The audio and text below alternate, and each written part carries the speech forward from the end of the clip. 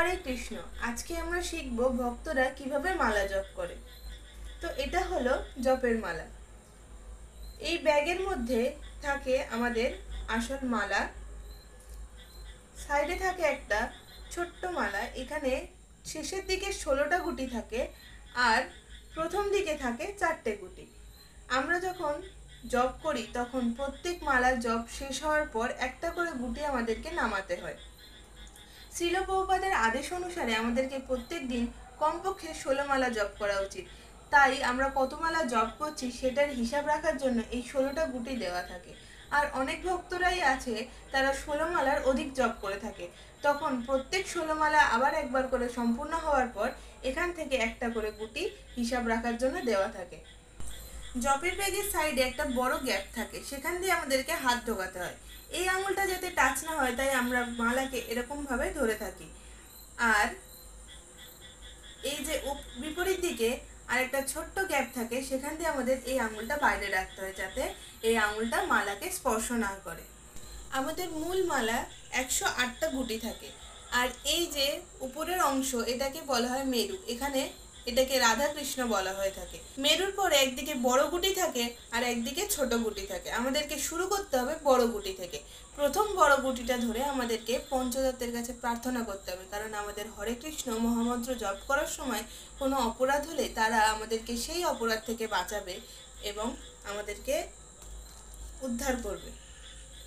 তো প্রথম গুটি ধরে এবার আমরা বলবো, জয় শ্রীকৃষ্ণ চৈতন্য প্রভু নিত্যানন্দ শ্রী অদ্বৈত গদাধর শ্রীবাসাদি গৌর ভক্তবৃন্দ। এটা আমরা 3বার উচ্চারণ করব। জয় শ্রীকৃষ্ণ চৈতন্য প্রভু নিত্যানন্দ শ্রী অদ্বৈত গদাধর শ্রীবাসাদি গৌর ভক্তবৃন্দ। জয় শ্রীকৃষ্ণ চৈতন্য প্রভু নিত্যানন্দ শ্রী অদ্বৈত গদাধর শ্রীবাসাদি গৌর ভক্তবৃন্দ। বলার পর এই গুটিটা ধরেই হরে কৃষ্ণ মহামন্ত্র শুরু করব।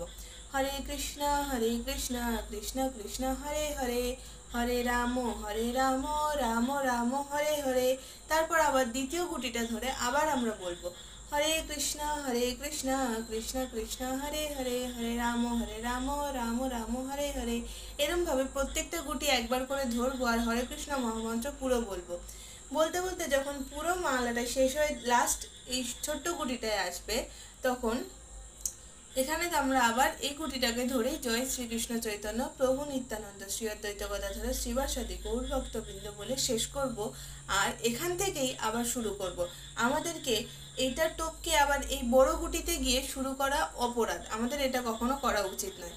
আমাদেরকে যখন এই মালাটা শেষ হচ্ছে এখানে, তখন এর উল্টো করে ঘুরিয়ে ধরতে হবে আর ছোট থেকে শুরু করে আবার বড়তে ফিরে আসতে হবে। শ্রীল প্রভুপাদ আদেশ দিয়েছে যে প্রত্যেকদিন কমপক্ষে 16 মালা জপ করা উচিত।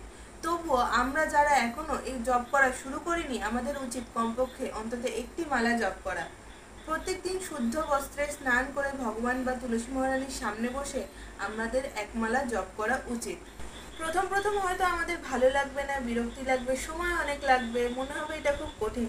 কিন্তু যখন আমরা আস্তে আস্তে এক জপ করা শুরু করব, যখন ভগবানের কৃপা লাভ করব, তখন আমরা আরো উৎসাহিত হব জপ করার প্রতি। তখন নিজে থেকেই 1 মালা, তারপর 2 মালা, এভাবে আমরা 16 মালা কন্টিনিউ করতে শুরু করব।